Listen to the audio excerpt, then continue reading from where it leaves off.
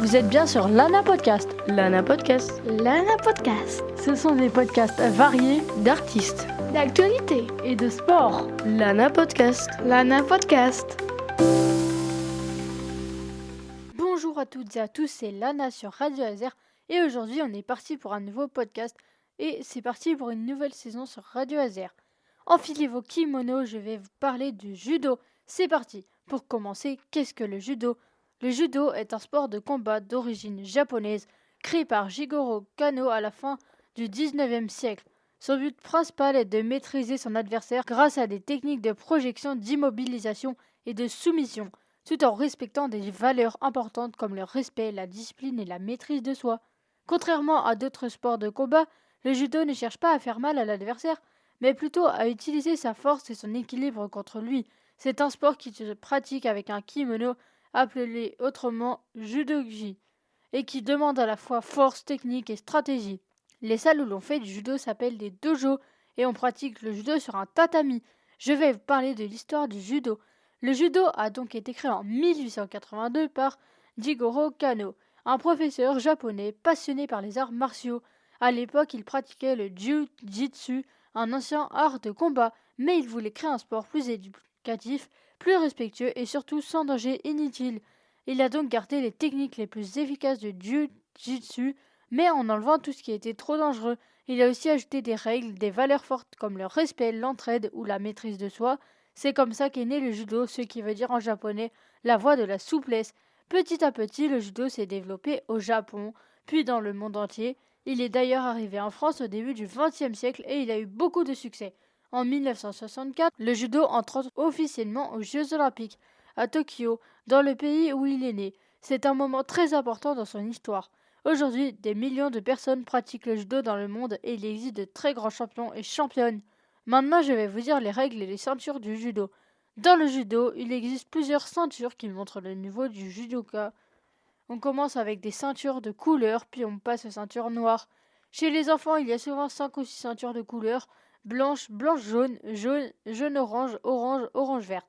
Ensuite, pour les ados et les adultes, les couleurs sont en général blanche, jaune, orange, verte, bleu, marron pinard. La ceinture noire, ce n'est pas la fin. C'est le début d'un nouveau niveau. Il y a même plusieurs dan après la ceinture noire, du premier au 10e dan. Donc en tout, il existe plus d'une dizaine de ceintures selon l'âge et le niveau. Maintenant, parlons un peu des prises au judo. On les appelle aussi des techniques.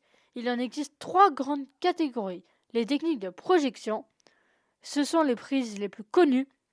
Le but, c'est de faire tomber son adversaire sur le dos, par exemple le ippon, la projection par-dessus l'épaule ou ozoto-gari, le grand faussage extérieur. Les techniques d'immobilisation, une fois au sol, on peut maintenir son adversaire bloqué sur le dos pendant plusieurs secondes et si on tient assez longtemps, on peut gagner un point, voire le combat. Les techniques de contrôle et de soumission, il y a aussi des clés de bras et des étranglements, mais ils sont utilisés seulement au haut niveau chez les adultes. Chaque technique demande de la précision et du timing et beaucoup d'entraînement. Et bien sûr, tout ça se fait dans le respect des règles pour éviter les blessures. Parlons maintenant des règles du judo. Un combat il dure environ 4 minutes et le but c'est de marquer le plus de points possible ou de gagner le combat par ippon. Le ippon c'est la note maximale. Si on l'obtient, si on projette son adversaire parfaitement sur le dos ou si on l'immobilise au sol pendant 20 secondes ou encore avec une clé ou un étranglement pour les plus avancés. Il y a aussi une note appelée waza-hari qui vaut un demi-point. Si on fait 2 waza-hari et c'est égal à un ippon, c'est la victoire. En revanche, il y a des choses interdites comme tirer sur les doigts, faire tomber en touchant les jambes, dans certains cas, ou être trop passif.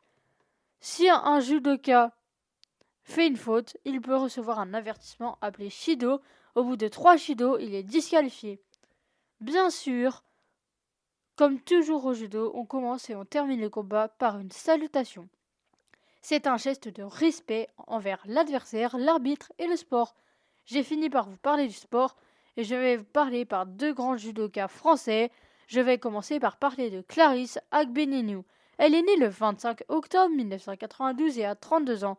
Elle mesure 1m64 et pèse 63 kg. Son entraîneur est Larbi Benboudaoud. Elle a plusieurs surnoms comme Niu Niu, le bulldozer ou encore Clacla. Elle a commencé le judo très jeune et Clarisse est née prématurée.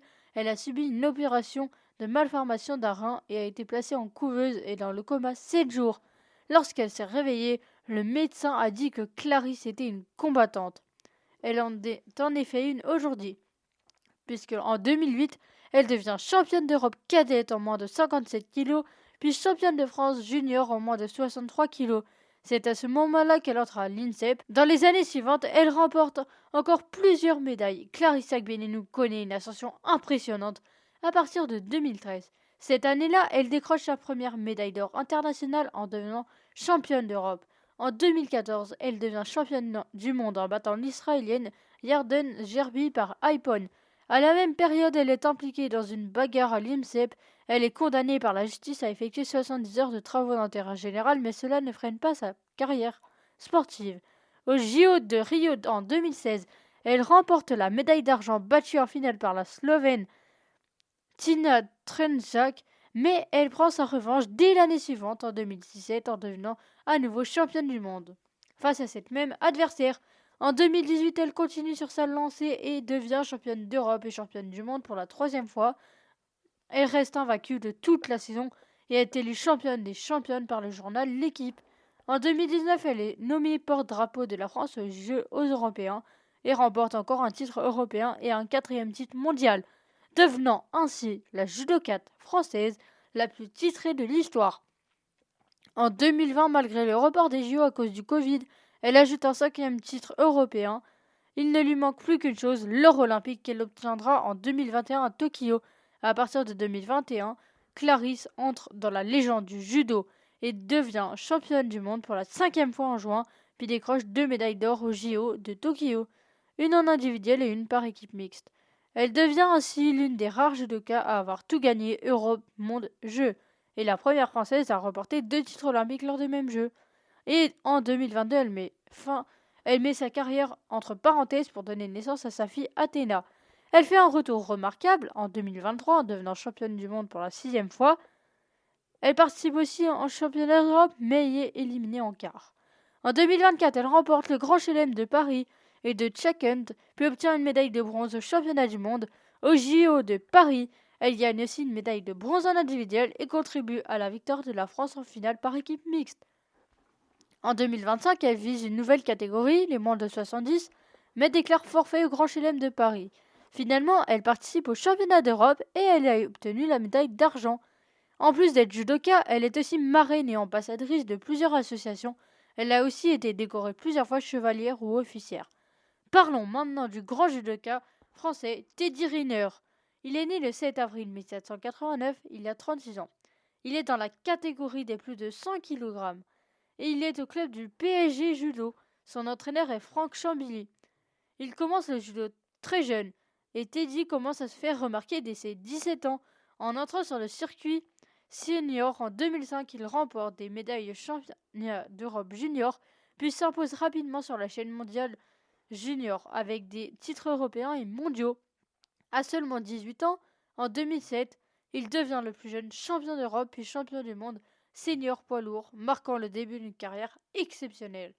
Aux Jeux Olympiques de Pékin en 2008, il remporte la médaille de bronze à seulement 19 ans, une belle performance malgré la déception de ne pas avoir décroché l'or. Il confirme rapidement son potentiel en enchaînant les victoires dans les plus grands tournois internationaux. Entre 2009 et 2019, Teddy Riner domine le judo mondial dans la catégorie des poids lourds. Il remporte 10 titres mondiaux et 2 médailles d'or olympiques. Devenant une légende vivante du judo, sa puissance, sa technique et sa taille impressionnent, faisant de lui un athlète quasiment imbattable pendant plus d'une décennie. En 2021, il ajoute une 3e médaille olympique lors des JO de Tokyo, où il remporte l'or en équipe et décroche le bronze en individuel. Après cette édition, il continue de participer aux compétitions, même si sa domination commence à être challengée par de nouveaux judokas. Et pour ces derniers, rendez-vous notamment les Jeux Olympiques de Paris 2024, où il était très attendu. Il reste une figure emblématique du judo français.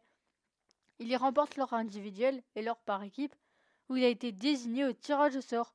Sa carrière marquée par son record de titres mondiaux, ses multiples médailles olympiques et son rôle d'ambassadeur du sport. Il a été plusieurs fois décoré, notamment l'été dernier où il a été commandeur de l'Ordre national du mérite. Il a d'ailleurs arrêté sa carrière internationale. C'est la fin de ce podcast, c'était Lana sur Radio Azer. Au revoir et à bientôt pour un nouveau podcast. Vous êtes bien sur Lana Podcast. Lana Podcast. Lana Podcast.